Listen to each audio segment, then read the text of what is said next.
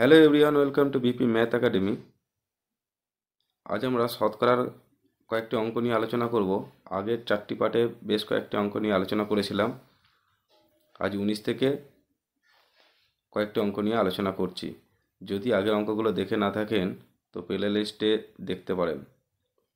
19-এর অঙ্কটা বলেছে কোনো জিনিসের দাম 20% বাড়ানো হলো, তারপর 20% কমানো হলো, জিনিসটির দামের ওপর কী প্রভাব ফেলবে। এটা আমরা 2-3 রকমভাবে করতে পারি। প্রথমে একরকম করি, A plus B plus A B by 100, এই সূত্রতে করতে পারি। এ বলছে 20% বাড়ছে, মানে +20, তারপর 20% কমানো হলো -20, প্লাস প্রথমে 20% বেড়েছে +20 ইন্টু তারপর 20% কমেছে বলে -20 বাই নিচে 100। এটা যদি কাটাকাটি করি এক্ষেত্রে পাবো 20 কেটে গেল -4, অর্থাৎ জিনিসটির দাম 4% হ্রাস পাবে। এই অঙ্কটাই আবার যদি আমরা রেশিও মেথডে করি সেটা কিভাবে করা যায় দেখে নিই। 20% মানে আমরা কি জানি, 1/5। তাহলে প্রথমে 20% বেড়েছে, আগে দাম ছিল 5, এখন 1 বেড়েছে মানে 6। তাহলে 5-এ বাড়ছে, বেড়ে এখন কত হলো 6। আবার পরে 20% কমেছে, 20% মানে 1/5। একইভাবে এক্ষেত্রে 5-এ 1 কমছে, অর্থাৎ 5 দাম থাকলে এখন 1 কমে গেল, মানে 5 থেকে 1 কমলে মানে 4।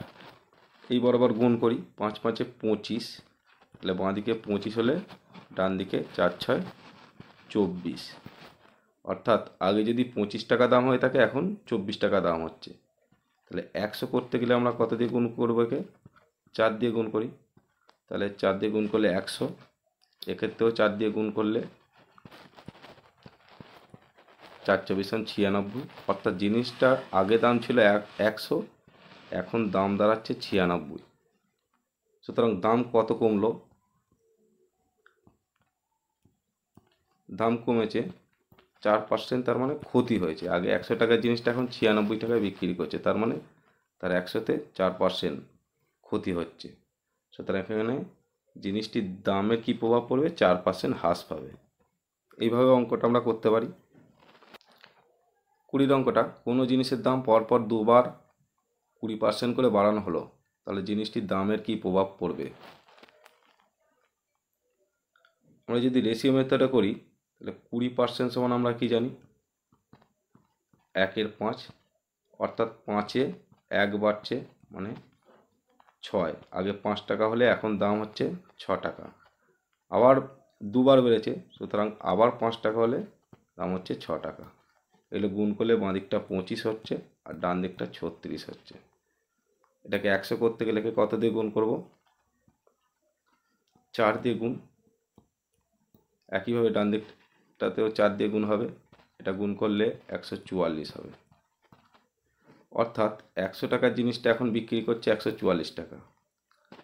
তাহলে 100-তে 44 বাড়ছে, 144 থেকে আমরা 100 যদি বিয়োগ করি সমান 44, 100-তে বাড়ছে মানে 44% জিনিসটার দাম বৃদ্ধি পাচ্ছে।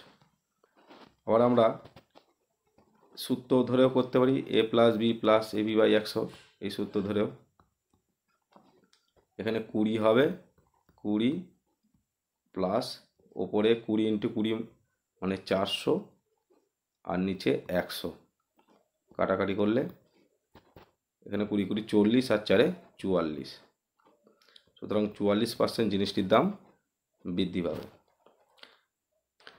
20 অঙ্কটা, আপেলের দাম 20% বেশি হওয়ায় দুটি আপেল কম পাওয়া যায় 40 টাকায়, একটি আপেলের বর্তমান মূল্য কত।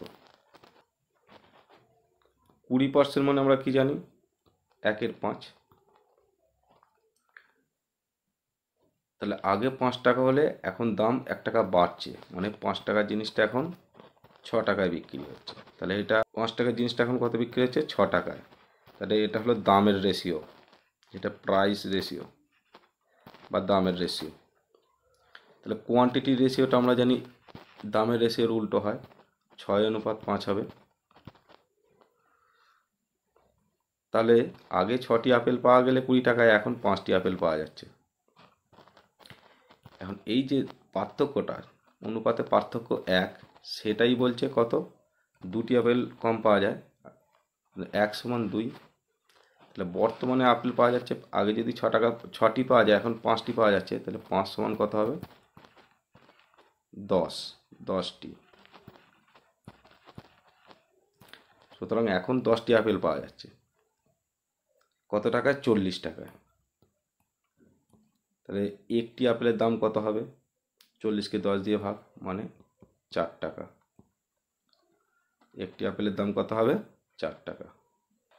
শতকরা আমরা মোট 20টি অঙ্ক প্রায় 20টি টাইপেরই করানো হয়েছে। যদি ভিডিওগুলো দেখে না থাকেন তো প্লে লিস্টে ভিডিওগুলো পরপর দেওয়া আছে, দেখতে পারেন, আপনাদের প্রচুর উপকারে আসবে।